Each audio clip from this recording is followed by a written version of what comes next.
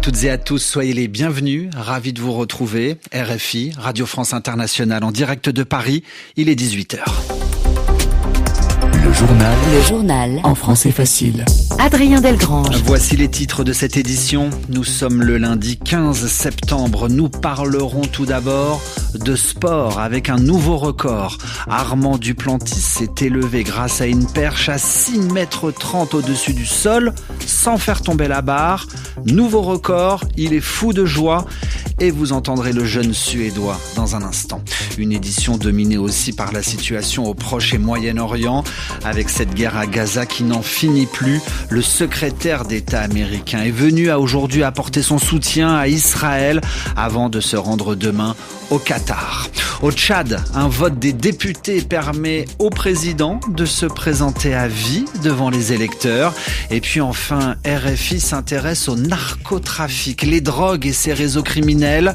Dans ce journal, nous évoquerons les pays producteurs de drogue avec Lila Olkinwara. Voilà pour les titres, soyez les bienvenus.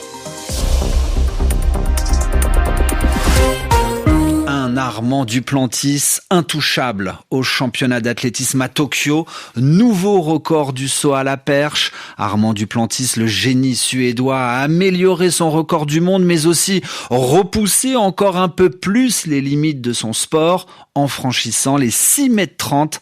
Armand Duplantis exulte, il est aux anges. Je suis super content, bien sûr, d'avoir dépassé les 6,30 mètres, cette nouvelle barrière, ce nouveau point de repère pour ma discipline et d'avoir pu obtenir ce 3e titre mondial comme j'ai pu le faire. C'est difficile de mettre des mots dessus, mais c'est très spécial.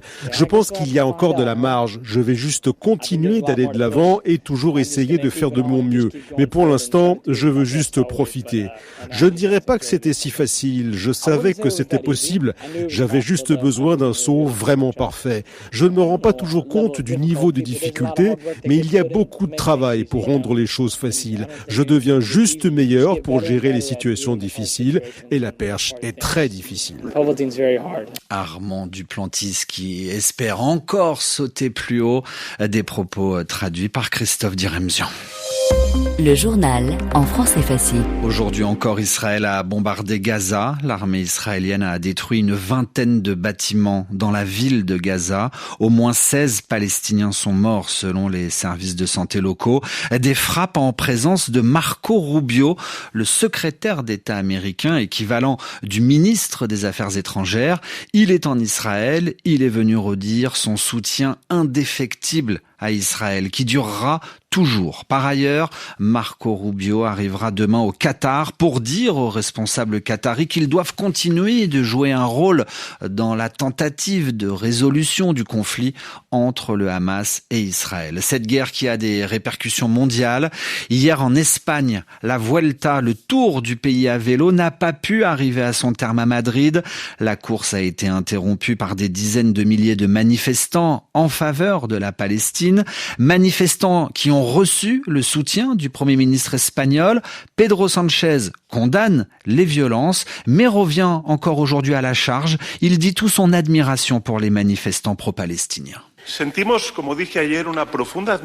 Comme je l'ai dit hier, nous éprouvons une profonde admiration et un profond respect pour nos sportifs, pour les cyclistes du Tour d'Espagne. C'est pourquoi nous avons donné la priorité à leur sécurité avant toute autre considération. Mais nous éprouvons également un immense respect et une profonde admiration pour la société civile espagnole qui se mobilise contre l'injustice et défend ses idées de manière pacifique. Et je pense que le débat qui s'est ouvert ici à propos des événements d'hier à Madrid, en Espagne, devrait s'étendre et atteindre tous les coins du monde. Pedro Sánchez, le Premier ministre espagnol. Et alors que la France s'apprête, comme l'Espagne, il y a un an, à reconnaître un État palestinien, ce sera la semaine prochaine à New York, un autre socialiste français, celui-là, il va de son initiative en faveur de la Palestine. Il s'agit d'Olivier Faure, le premier secrétaire du PS, demande aux mairies françaises de faire flotter sur leur fronton, leur façade, le drapeau palestinien. Victorien Villaume. Une idée qui fait beaucoup réagir la classe politique. L'extrême droite, qui est contre la reconnaissance de l'État palestinien, la désapprouve sans surprise. C'est une prime donnée au terrorisme pour le député RN Jean-Philippe Tanguy. Même levée de bouclier au sein de la droite républicaine. Cela ne ferait que jeter de l'huile sur le feu dans une situation qui exige du recul, confie ainsi un député du parti cette fois, les Républicains. Et il n'y a pas que ce côté-là de l'échiquier politique qui se montre sévère.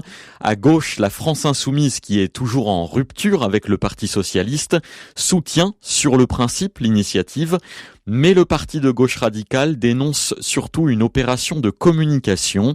Le PS a été totalement absent de la lutte pour la Palestine, mais voit que l'opinion publique a tourné, juge une députée LFI. Reste à savoir combien de mairies décideront ou non de suivre l'appel d'Olivier Faure.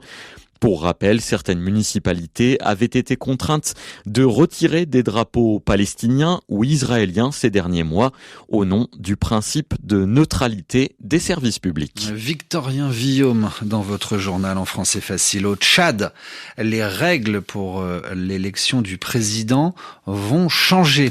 Les députés tchadiens viennent de valider un nouveau texte de loi qui modifie en particulier la durée du mandat présidentiel. De 5 ans renouvelables une fois, la durée où le président exerce son pouvoir passe à 7 ans renouvelables sans limitation de temps.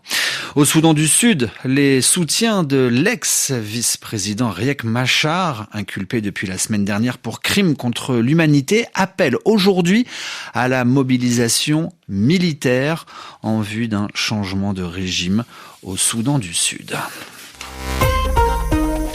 L'actualité aussi internationale dominée par les drogues. Depuis ce matin, RFI évoque différents sujets liés aux drogues. Alors ce soir, dans le débat du jour, nous nous pencherons notamment sur la coopération internationale. Est-elle efficace pour lutter contre le narcotrafic? Et puis le décryptage s'intéressera à l'argent généré par la drogue. Et dans ce journal, il est question des pays producteurs, notamment de cocaïne et de cannabis. Alors que la consommation de drogue continue d'augmenter dans le monde, elle touche toutes les régions du globe. Lila Olkinwara, bonjour. Bonjour Adrien. Où se trouvent les principales productions de drogue à l'échelle de la planète? Alors l'Amérique du Sud reste en tête de la production de cocaïne.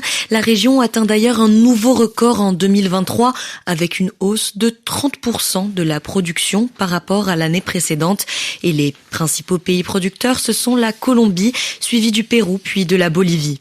Sur la production des opiacés qui permettent la fabrication de l'opium, les choses ont changé en 2022 quand les talibans annoncent l'interdiction de la culture du pavot en Afghanistan. Le pays était alors à ce moment-là le producteur principal. C'est désormais la Birmanie qui représente près de la moitié de la production mondiale. La fabrication de méthamphétamine, elle, se concentre principalement en Asie de l'Est et du Sud-Est, autour de la région du Triangle d'Or où se rencontrent la Birmanie, le Laos et la Thaïlande. L'Europe n'est pas en reste, une plaque tournante, un haut lieu de fabrication des drogues synthétiques selon le rapport, qui souligne une forte production d'ecstasy et d'amphétamines, en particulier en Europe occidentale et centrale. Merci Lila pour toutes ces précisions. Parlons de TikTok. Après 2 jours de négociations entre Washington et Pékin, la Chine et les États-Unis sont parvenus à un accord concernant le réseau social chinois, accord qui prévoit que la plateforme passe sous pavillon américain, un compromis que le président américain et le président chinois doivent finaliser vendredi prochain. Et puis enfin, refermons ce journal avec une épave qui refait surface. L'épave en question est un bateau jumeau du Titanic. Il s'agit du Britannique, c'est le nom du navire qui a coulé en 1916 dans les eaux grecques de la mer Égée. Il reposait sur le sable à une profondeur de 120 mètres. Et pour la première fois, des objets de l'épave ont été remontés à la surface aujourd'hui. Il s'agit de la cloche d'alerte du navire, de plusieurs lampes, d'une paire de jumelles ou encore de carreaux de céramique. Les objets récupérés doivent faire partie d'une nouvelle exposition dans le nouveau musée des antiquités sous-marines, actuellement en construction au Pirée. Le Pirée, le grand port situé près d'Athènes. Toutes ces informations sont à retrouver quand vous le souhaitez sur rfi.fr. À demain pour une nouvelle édition.